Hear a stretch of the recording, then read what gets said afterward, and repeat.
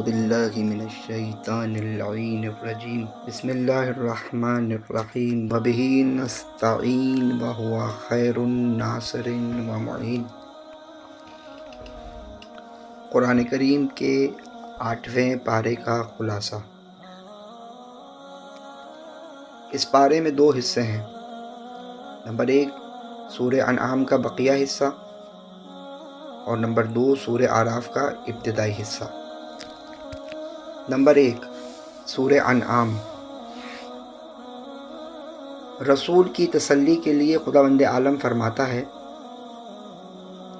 اگر وہ ان پر فرشتوں کو نازل کر دیتے اور مردے ان سے باتیں کرتے اور تمام چیزوں کو ان کے سامنے جمع کر دیتے تو بھی وہ ہرگز ایمان نہ لاتے، مگر یہ کہ خدا چاہے، لیکن ان میں سے اکثر جاہل ہیں۔ آیت نمبر 111۔ آشکار اور مخفی گناہوں سے دور ہونے کی تنبیہ۔ آیت نمبر 120۔ قرآن میں بار بار موت اور حیات کا ذکر معنوی موت اور حیات اور کفر اور ایمان کے معنی میں آیا ہے۔ ایمان بے جان جسم میں ایک روح کی مانند ہے، جس کی بدولت وہ لوگوں میں چلتا پھرتا ہے۔ آیت نمبر 122۔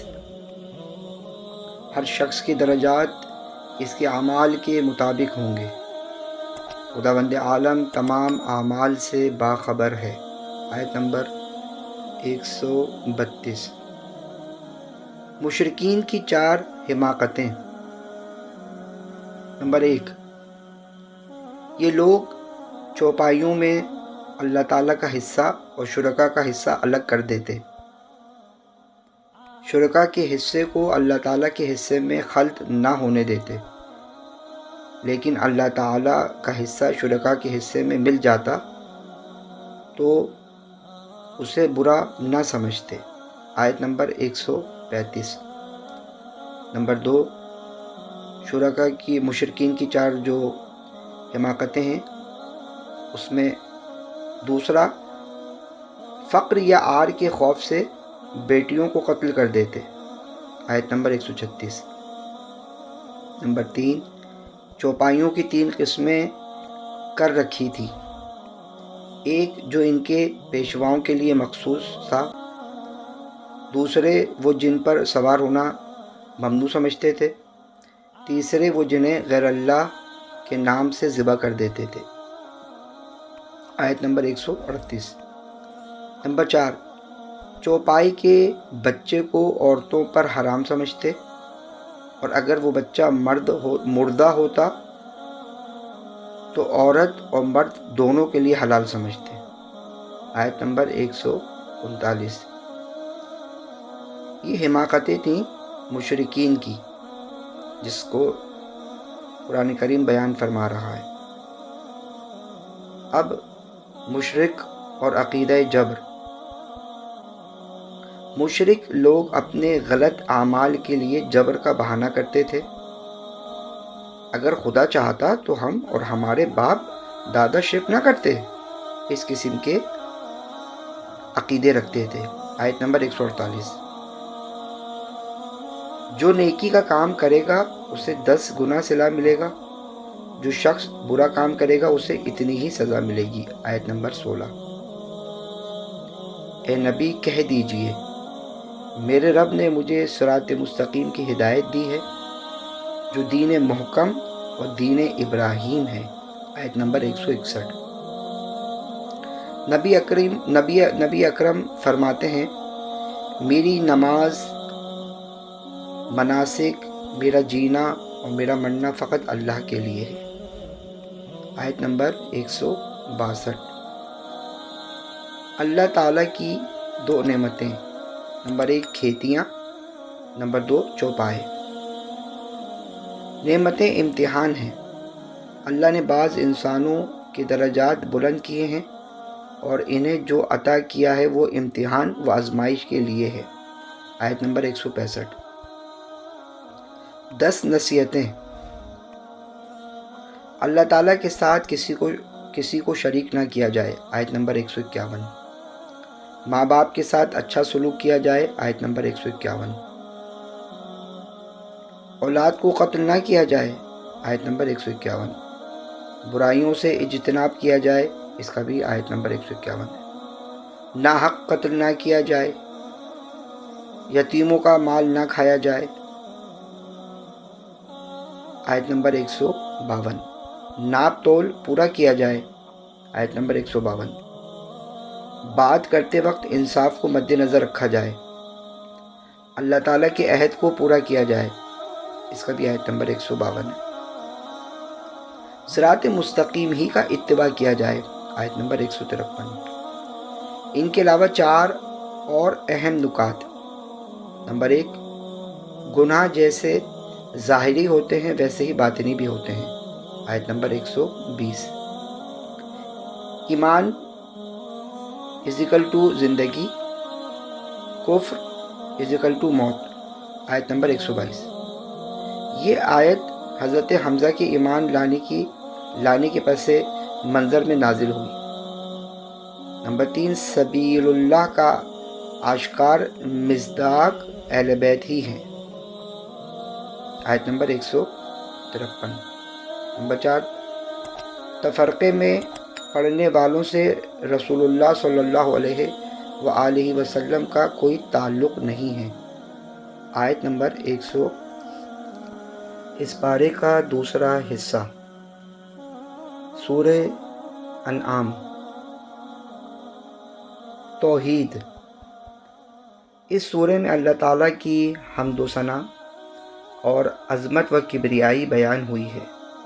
تخلیق و تدبیر خدا کے ہاتھ میں ہے، تو غیر خدا کے پاس کیا چیز لینے جاتے ہو، آیت نمبر 1 سے لے کر 3 تک۔ رسولوں کا تمسخر۔ حق کے ساتھ تمسخر سے پیش آنا جاہلیت قدیمی کا وتیرہ ہے۔ سنت الہی ہے کہ تمسخر کرنے والے کو خدا کا عذاب گرفت میں لے لیتا ہے، آیت نمبر 10۔ سب سے بڑا گواہ۔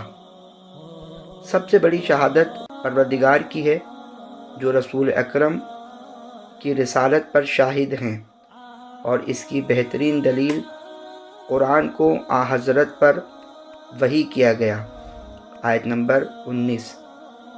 اہل کتاب رسول اللہ کو حق پر ایسے جانتے تھے جیسے باپ اپنے بیٹے کو پہچانتا ہے، لیکن پھر بھی اس رسول کریم کے منکر تھے، آیت نمبر 20۔ سب سے بڑا ظلم انکار توحید اور انکار نبوت ہے، آیت نمبر 21۔ قیامت کے روز اللہ تمام انسانوں کو جمع کرے گا، آیت نمبر 12۔ روز قیامت کسی انسان سے عذاب کا ٹلنا اس پر اللہ کی بڑی مہربانی ہوگی، اور یہی نمایاں کامیابی ہے، آیت نمبر 16۔ روز قیامت مشرکین سے مطالبہ کیا جائے گا کہ کہاں ہیں تمہارے شرکاء، آیت نمبر 22۔ اس روز جہنمی تمنا کریں گے کہ کاش انہیں دنیا میں لوٹا دیا جائے تاکہ وہ رب کی آیات کو نہ جھٹلائیں اور ایمان والے بن جائیں، لیکن اللہ فرماتا ہے کہ اگر انہیں دوبارہ بھیجا جائے تو پھر بھی انکار ہی کریں گے، آیت نمبر 27۔ دنیا کی زندگی تو کھیل اور مشغلہ ہے، آخرت کی زندگی اہل تقوی کے لیے بہترین ہے، آیت نمبر 32۔ اللہ تعالیٰ کو ان ظاہری آنکھوں سے نہیں دیکھا جا سکتا، آیت نمبر 103۔ تربیتی و اخلاقی نکات۔ توبہ کی حقیقت، اصلاح اور گزشتے کی تلافی۔ جس مجلس میں آیات الہی کا تمسخر ہو، اس میں جانے سے پرہیز کیا جائے، آیت نمبر 68۔